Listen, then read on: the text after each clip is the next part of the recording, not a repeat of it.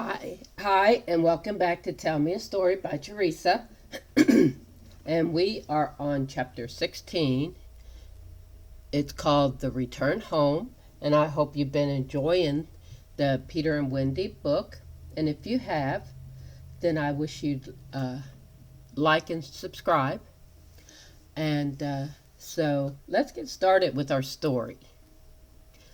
By 2 bells that morning, they were all stirring their stumps, for there was a big sea running, and Toodles, the bo'sun, was almost them, with a rope's end in his hand and chewing tobacco. They all donned pirate clothes cut off at the knees, shaved smartly, and tumbled up, with the true nautical roll, and hitched their trousers. It need not be said who was the captain. Nibs and John were first and second mate. There was a woman aboard. The rest were tars before the mast, and lived in the fossils. Peter had already lashed himself to the wheel, but he piped all hands and delivered a short address to them. Said he hoped they would do their duty like gallant hearties, but that he knew they were the scum of Rio and the Gold Coast, and if they snapped at him he would tear them. His bluff-stricken words struck the note sailors understood, and they cheered him lustily. Then a few sharp orders were given, and they turned the ship round and nosed her for the mainland. Captain Pan calculated, after consulting the ship's chart, that if this weather lasts they should strike the Azores about the 21st of June, after which it would save time to fly. Some of them wanted it to be an honest ship, and others were in favor of keeping it a pirate. But the captain treated them as dogs, and they dared not express their wishes to him, even in a round robin. Instant obedience was the only safe thing. Silently got a dozen for looking perplexed when told to take sounding. The general feeling was that Peter was honest just now to lull Wendy's suspicions, but that there might be a change when he knew suit was ready, which against her will she was making for him out of some of Hook's wickedest garments.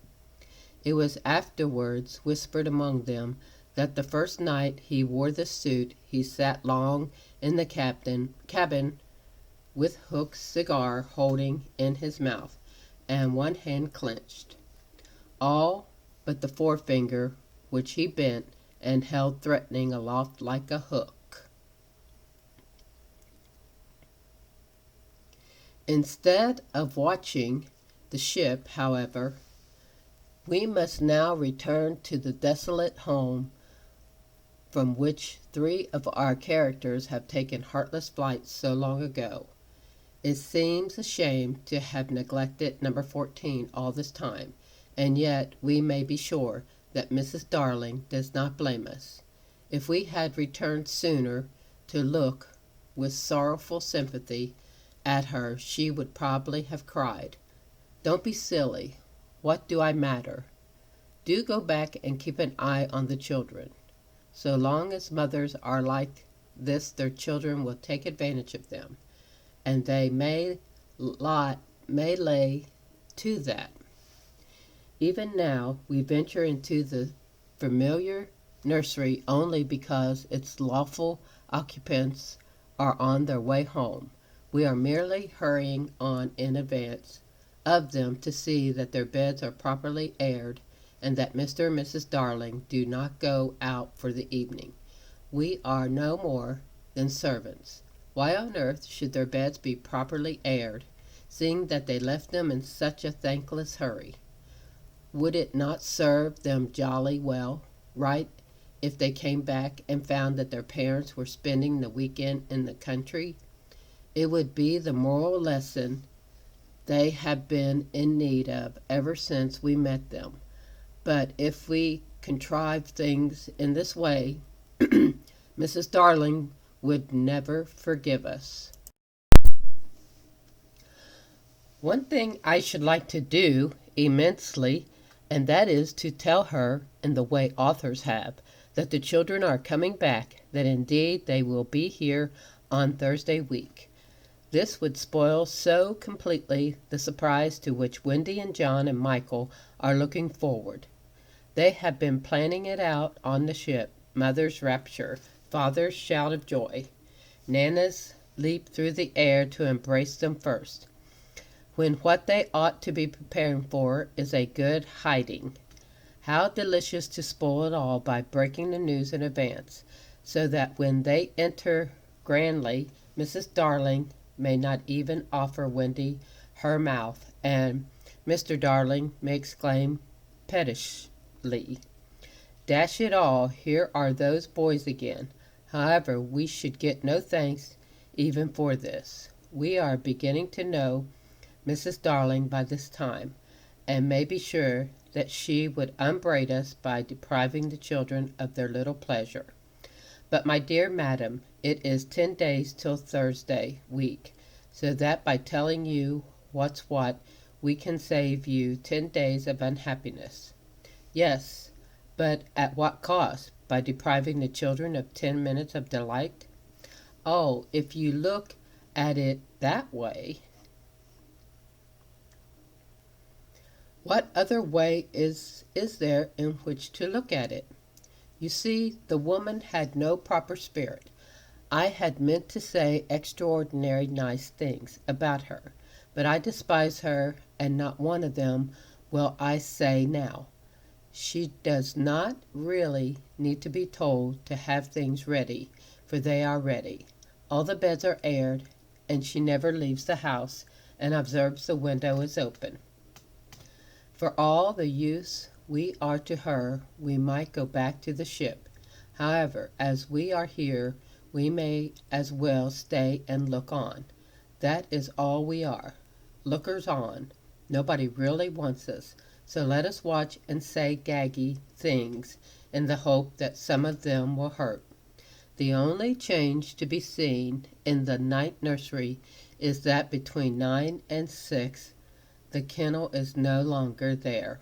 When the children flew away, Mr. Darling felt in his bones that all the blame was for having chained Nana up, and that from first to last had been wiser than he. Of course, as we have seen, he was quite a simple man. Indeed, he might have passed for a boy again if he had been able to take his baldness off. But he had also a noble sense of justice and a lion courage to do what seems right to him. And having thought the matter out with anxious care, after the flight of the children, he went down on all fours and crawled into the kennel. To all Mrs. Darling's dear invitations to him to come out, he replied sadly but firmly, "No, my own one, this is the place for me." In the bitterness of his remorse, he swore that he would never leave the kennel until his children came back. Of course, this was a pity, but whatever Mr. Darling did, he had to do it excess. Otherwise, he soon gave up not doing it, and there never was a more humble man than the once proud George Darling. As he sat in the kennel of an evening, talking with his wife of their children and all their pretty ways. Very touching was his deference to Nana. He would not let her come into the kennel, but on all other matters he followed her wishes implicitly. Every morning the kennel was carried with Mr. Darling in it to a cab, which conveyed him to his office, and he returned home in the same way at 6. Something of the strength of character of the man will be seen if we remember how sensitive he was to the opinion of neighbors. This man, whose every movement now attracted surprised attention, inward. He must have suffered torture, but he preserved a calm exterior even when the young criticized his little home, and he always lifted his hat courteously to any lady who looked inside. It may have been quixotic, but it was magnificent. Soon the inward meaning of it leaked out, and the great heart of the public was touched. Crowds followed the cab, cheering in lustily. Charming girls scaled it to get his autograph. Interviews appeared in the better class of papers, and society invited him to dinner and added, "Do come in the kennel." On the eventful Thursday week Mrs. Darling was in the night nursery awaiting George's return home, a very sad-eyed woman, now that we look at her closely and remember the gaiety of her in the old days, all gone now just because she had lost her babies. I find I won't be able to say nasty things about her after all. If she was too fond of her rubberish children, she couldn't help it. Look at her in her chair, where she has fallen asleep.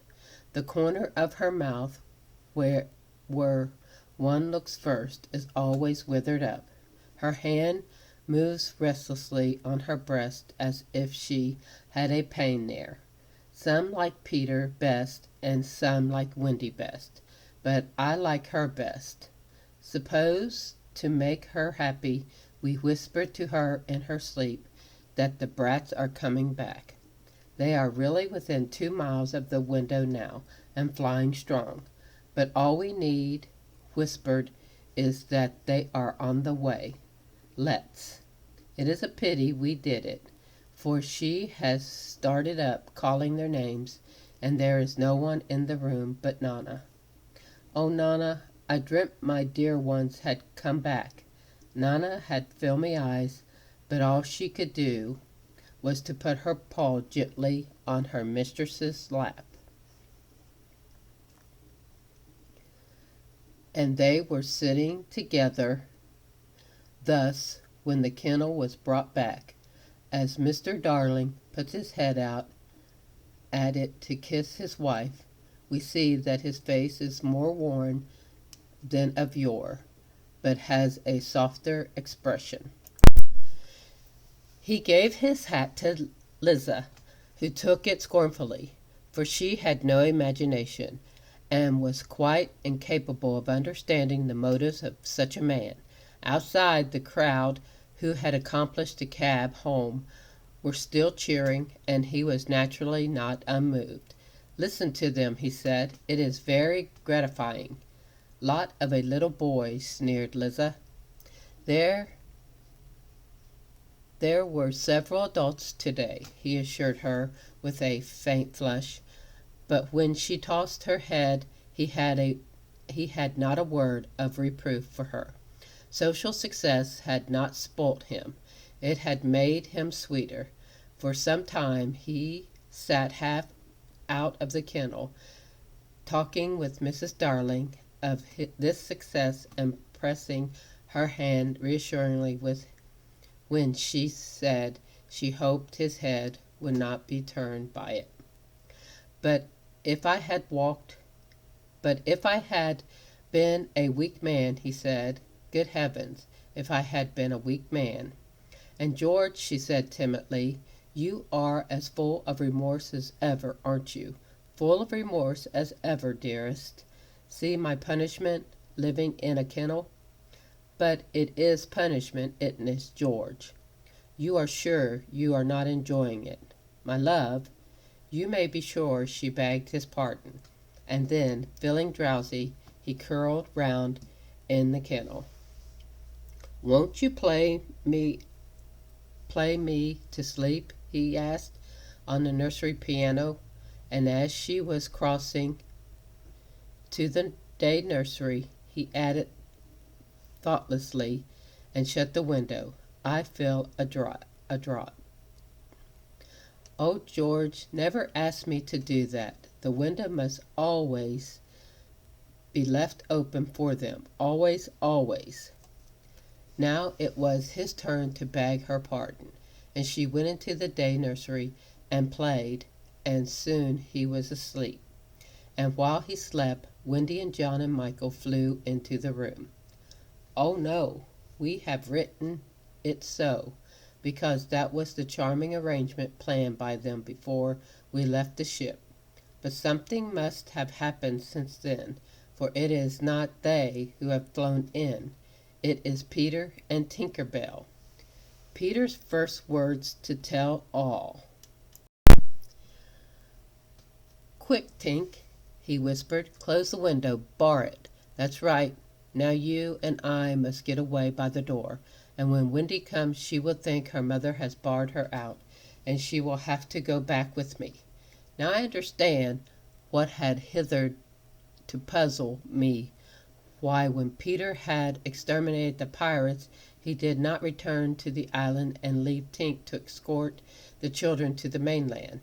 This trick had been in his head all the time. Instead of feeling that he was behaving badly, he danced with glee. Then he peeped into the day nursery to see who was playing. He whispered to Tink, "It's Wendy's mother. She is a pretty lady, but not so pretty as my mother. Her mouth is full of thimbles, but not so full as my mother's was." Of course he knew nothing whatever about his mother, but he sometimes bragged about her.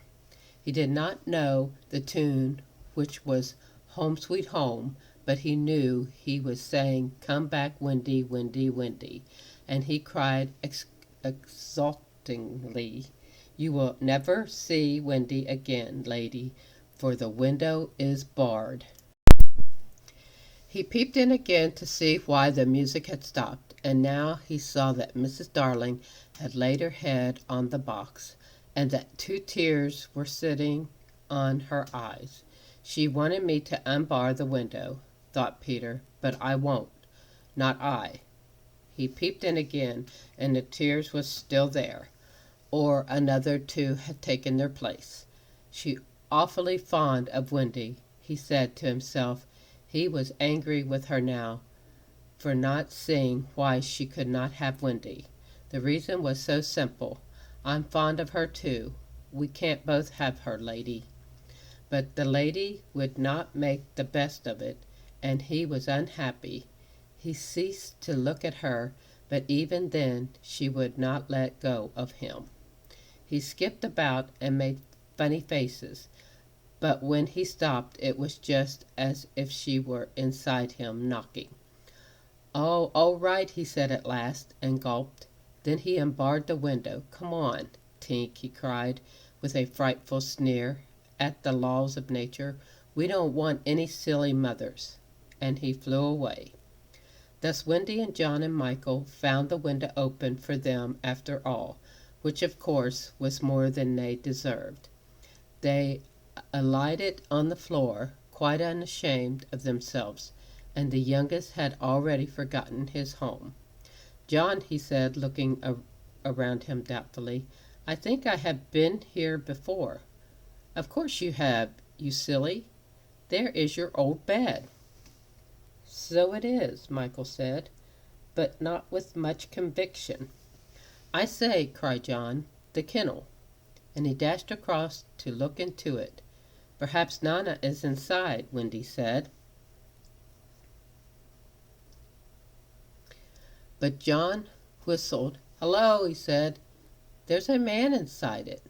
"It's Father!" exclaimed Wendy. "Let me see Father," Michael begged eagerly, and he took a good look.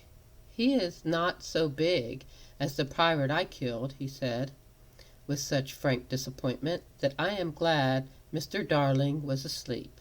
It would have been sad if those had been the first words he heard his little Michael say. Wendy and John had been taken aback somewhat at finding their father in the kennel.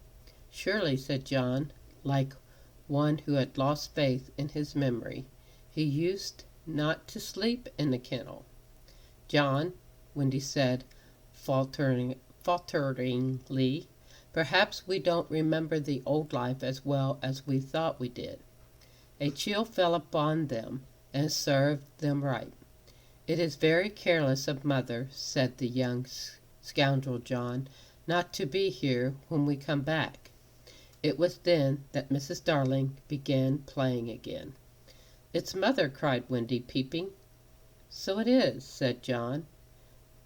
"Then are you not really our mother, Wendy?" asked Michael, who was surely sleepy. "Oh dear!" exclaimed Wendy, with her first real twinge of remorse. "It was quiet time we came back." "Let us creep in," John suggested, "and put our hands over her eyes." But Wendy, who saw that they must break the joyous news more gently, had a better plan. "Let us all slip into our beds and be there when she comes in, just as if we had never been away." And so, when Mrs. Darling went back to the night nursery to see if her husband was asleep, all the beds were occupied. The children waited for her cry of joy, but it did not come. She saw them, but she did not believe they were there. You see, she saw them in their beds so often in her dreams that she thought this was just the dream hanging around her still. She sat down in the chair by the fire where the old days she had nursed them. They could not understand this, and a cold fear fell upon all of the three of them. "Mother!" Wendy cried. "That's Wendy," she said, but still she was sure it was the dream. "Mother!" "That's John," she said. "Mother!" cried Michael. He knew her now. "That's Michael," she said, and she stretched out her arms for the three little selfish children they would never envelop again. Yes, they did. They went round Wendy and John and Michael, who had slipped out of bed, and run to her. "George, George!" she cried when she could speak, and Mr. Darling woke to share his bliss, and Nana came rushing in. There could not have been a lovelier sight, but there was none to see it except a strange boy who was staring in at the window. He had ecstasies innumerable that other children could never know, but he was looking through the window at the one joy from which he must be forever barred. So I hope you liked this chapter, and if you did, please like and subscribe, bring some friends, and we'll have our last chapter tomorrow. So until then, bye.